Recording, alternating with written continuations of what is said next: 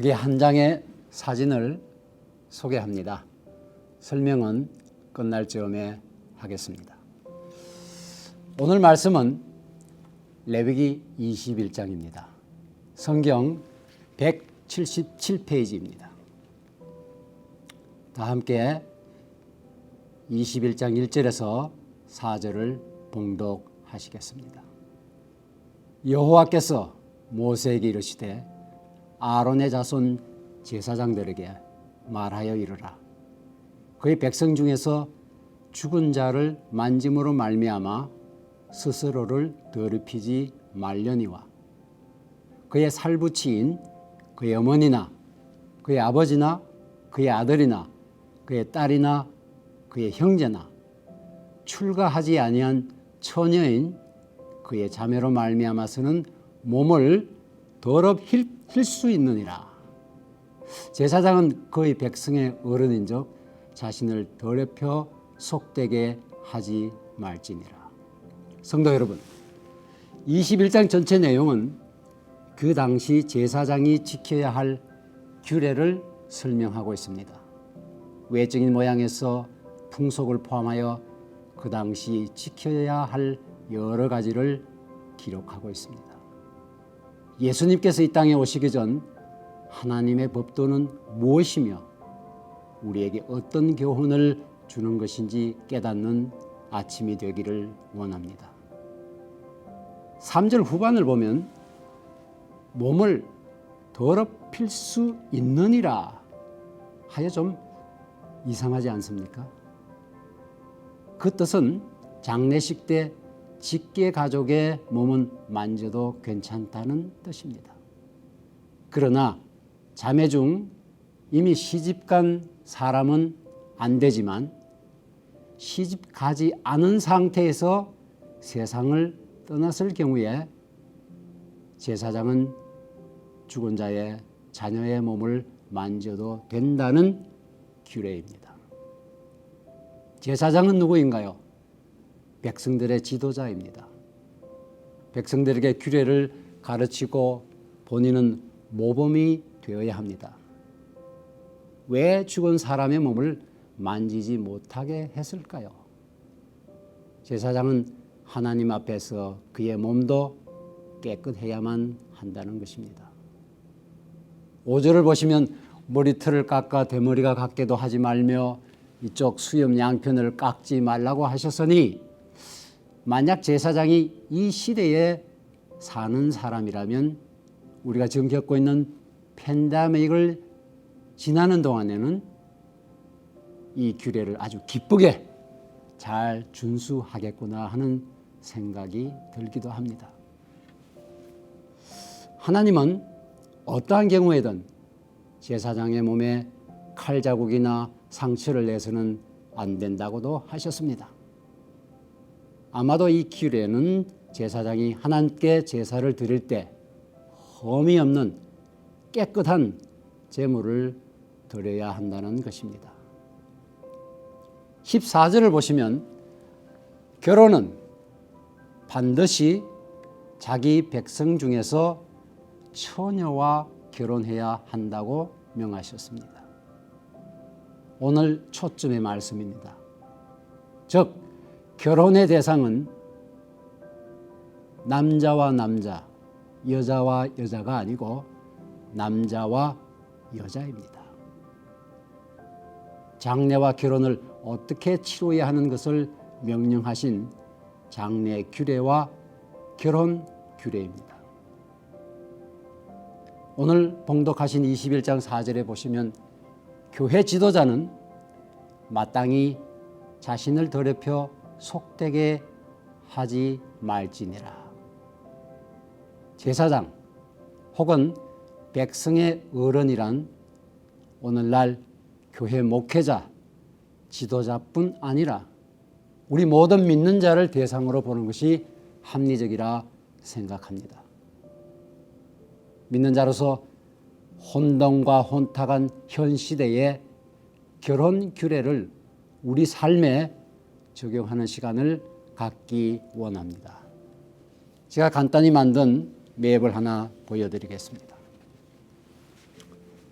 성도 여러분, 저는 지금부터 시계 바늘을 4,000년 전으로 되돌아갑니다. 이 지도를 보시면 예루살렘 동쪽에 위치한 사해 동남부에 위치한 두 도시가 있었습니다. 하나는 소돔으로 인구 약 1,000명 정도로 그 당시 꽤 큰 도시였고, 고모라는 바로 이웃에 100여 명 정도가 사는 도시였습니다. 우리가 잘 아다시피 이스라엘 민족의 시조인 아브라함이 갈대안 지방의 우르에서 하란을 거쳐 가나안에 정착하면서 큰 부자가 되었습니다. 함께 같이 간 조카 롯과 상의하여 이제는 너희도 큰 부자가 되었으니 가축을 나누어주면서 독립하자고 제안합니다. 그때 롯은 제가 보여드린 신흥도시인 소돔 지역에 정착하게 되고 아브라함은 아내 사라와 함께 가나안에 거주하게 됩니다. 소돔의 뜻이 무엇입니까? 소돔에서 온 동성애입니다. 소돔에 사는 사람을 소도마이트, 동성애자라는 뜻입니다.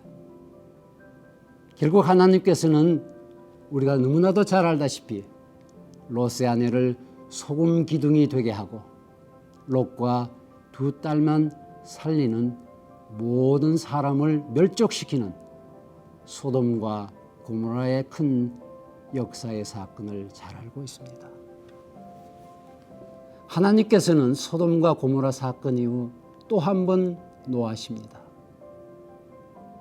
우리의 시계바늘 또 한 번 되돌이켜 봅니다. 예수님이 부활하고 성천하신 후 46년이 지난 기원 후 79년 로마의 폼베이를 멸망시킵니다. 왜 멸망시켰을까요?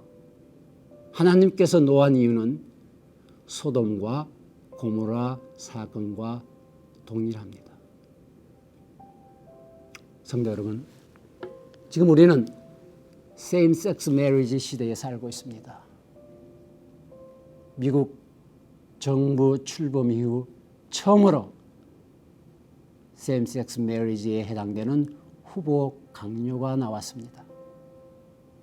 또 행정명령으로 최근에는 성전환한 사람에게 지금까지는 금지되어 왔던 군 복무를 허용하는 대통령의 executive order, 행정명령이 내려진 현실에 살고 있습니다. 자녀들을 양육하시는 부모님들 어떤 생각이 드십니까? 그 어느 때보다도 여러 가지로 이 땅에 이 세상의 어려운 환경과 문화에 도전받고 있습니다. 성경 말씀에 순종하며 자라나는 자녀를 우리는 키워야 합니다. 이 일을 위해서 교회와 우리 모두가 간절히 기도하기를 소원합니다. 제가 성경 구절을 배당받고 말씀을 준비하기 위하여 자연 속에 산책하는 가운데 제가 처음 보여드렸던 사진을 다시 한번 보여드리겠습니다. 이 산책로를 보면은 처음에는 전날에 제가 갔을 때는 많은 낙엽들과 지저분한 쓰레기들이 많았던 산책로였습니다. 제가 문득 이 길을 가면서 느낀 것은 마치 예수님께서 죄와 허물이 많은 저희들을 깨끗하게 용서해 주셔서 거룩하게 새롭게 거듭나는 삶이 되는 그런 마음과 생각을 갖게 하는 순간이었습니다. 그날 아침 저는 산책로를 깨끗하게 청소하는 멕시코 이민 2세 이름이 줄리안이라고 했습니다. 자기 할아버지가 멕시코 사람인데 이제 이민 와서 이민 2세로 살고 있다고 했습니다. 아하! 이 기회를 놓치면 되지 않겠다. 제가 휴대폰을 꺼내서 줄리안에게 두 손 전도로 그리스도의 복음을 전하게 했습니다. 참으로 그날 하루도 무척 마음이 기쁘고 하나님께 감사하는 하루가 시작이 되었습니다. 함께 기도하시겠습니다. 전능하신 아버지 하나님, 우리는 지금 우리 생애에 한 번도 가져보지 못한 무서운 코비드-19의 바이러스와 싸우고 있습니다. 우리를 포함한 특히 우리 자녀들, 다음 세대들이 이 어려운 시대에 그 마음속에 그 영혼에 악한 영의 바이러스가 침투하지 못하도록 성령께서 보호하시고 우리를 그리스도의 장중에 붙잡아 주시기를 간절히 소원하고 원하옵나이다. 주님 도와주시고 우리를 인도하여 주시옵소서. 예수님의 이름으로 간절히 기도합니다. 아멘.